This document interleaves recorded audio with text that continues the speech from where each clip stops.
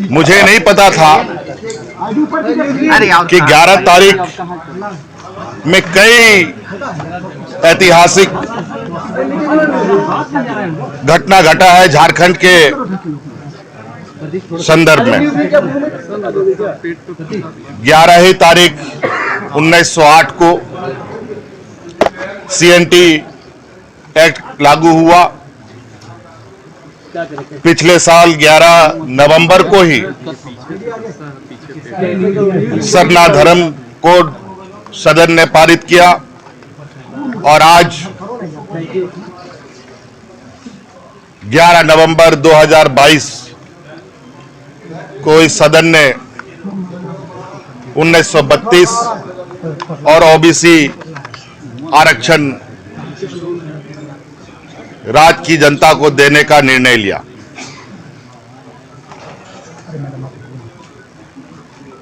उन्नीस 1932 OBC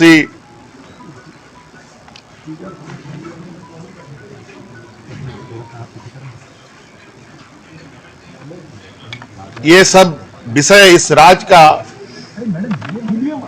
आत्मा रहा है। आदरणीय गुरुजी दिसम गुरु शिबू सोरेन जी के नेतृत्व में एक लंबा संघर्ष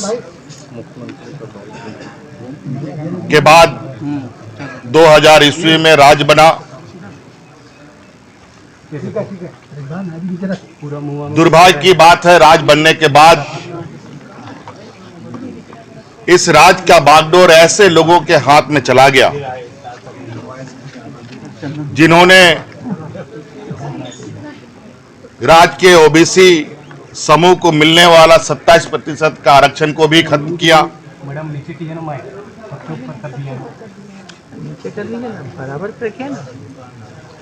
स्थानीय नौजवानों के भविष्य के साथ योजनाबद्ध तरीके से खिलवाड़ हुआ।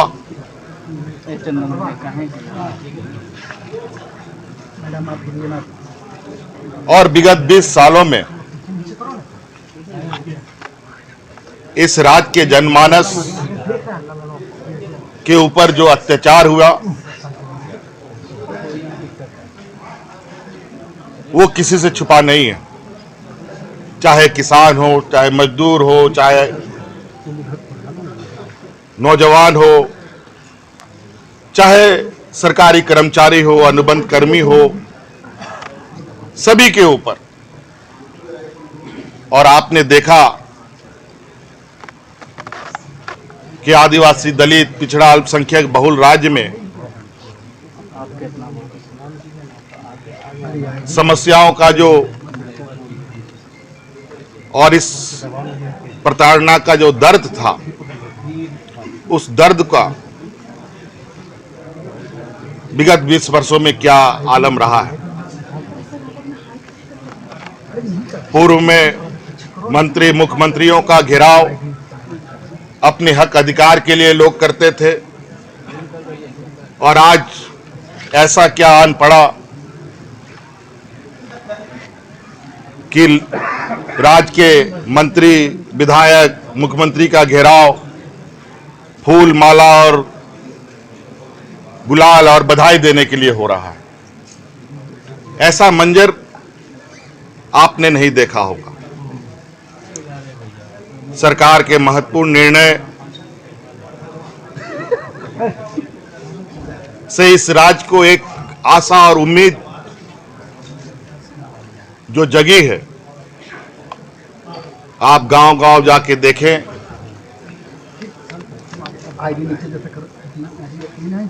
एक उत्साह और एक खुशी का माहौल है। वहीं हमारे विपक्ष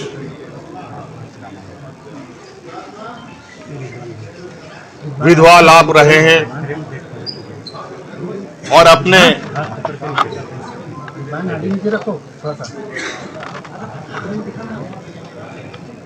षड्यंत्र को अनेक एजेंसी, केंद्रीय एजेंसी, संवैधानिक संस्थाओं के माध्यम से अंजाम देने में लगातार प्रयासरत है। आज का ये निर्णय राज्य के राजनीतिक दलों के लिए, राज्य के जनमानस के लिए, यहाँ के मूलवासी आदिवासी और यहाँ बाहर से भी आए हुए लोगों के लिए कितना महत्वपूर्ण रखता है।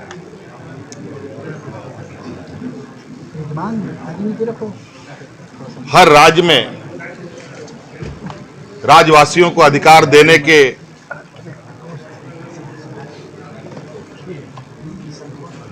नियम कानून बनाए जाते हैं और प्रवासी लोगों को भी, जो दूसरे राज्यों से यहां आकर बसते हैं, गुजर बसर करते हैं, उनके संरक्षण के लिए भी काम करती है। आज सरकार विशुद्ध रूप से लगभग साल भर ही ठीक से काम कर पाई है।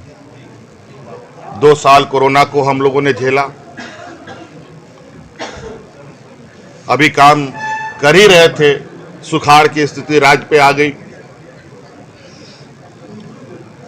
ऐसे स्थिति में सारी चुनौतियों को झेलते हुए ये सरकार जन कल्याण, चहुमुखी विकास पर निरंतर प्रयासरत है। हमारी सरकार, हमारे गठबंधन कांग्रेस, आरजेडी, जेएमएम के लोग ने पूरी मजबूती के साथ विपक्ष के हर चुनौतियों का सामना किया है। एन केन प्रकार सरकार बनने के बाद सरकार गिराने का,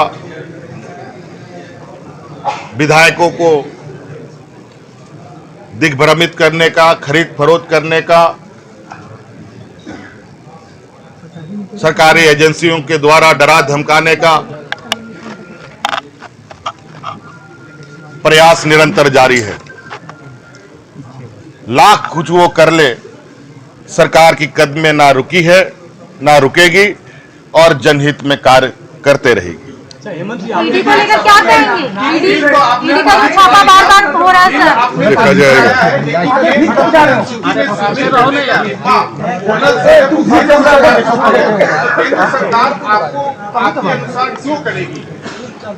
देखिए, लगभग राज्य के ज्वलंत विषय पर वर्तमान सरकार ने लगभग सारे निर्णय लिए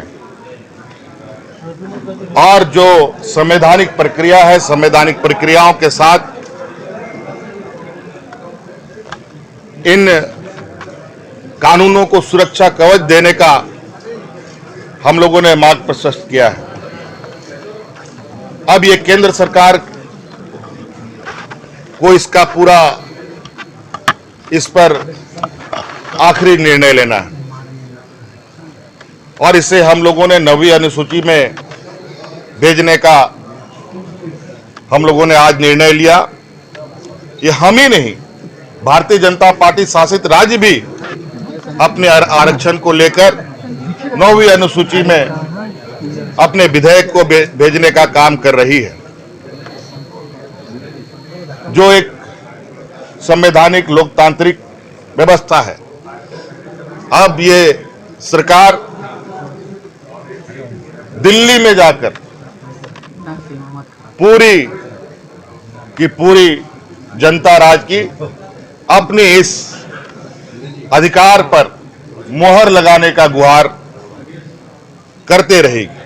सर, प्रधानमंत्री से मिलेंगे क्या आप इस मुद्दे को लेकर? दिल्ली में जाकर के अपने अधिकारों का आखिरी मोहर लगाने का प्रयास जारी करेगी। अच्छा हेमंत जी, आपने कहा कि अगर जेल में भी रहे तो आपका सुपड़ा साफ हो जाएगा, ऐसा क्यों आपको लगता है? जो इनको लगता है कि जेल के माध्यम से तरह तरह के आरोप लगाकर हमारे राजनीतिक वजूद खत्म करेंगे, हमारे आदरणीय दिसोम गुरु शिबू सोरेन जी राज अलग करने के इतिहास में कितनी बार जेल गए। आज उन्होंने राज अलग बनाकर हमें दिया और आज हम लोगों ने इस राज को 1932 और ओबीसी का अधिकार दिया। और ऐसे आंदोलनों को अंजाम तक पहुंचाने में कई रोड़े तो आते हैं,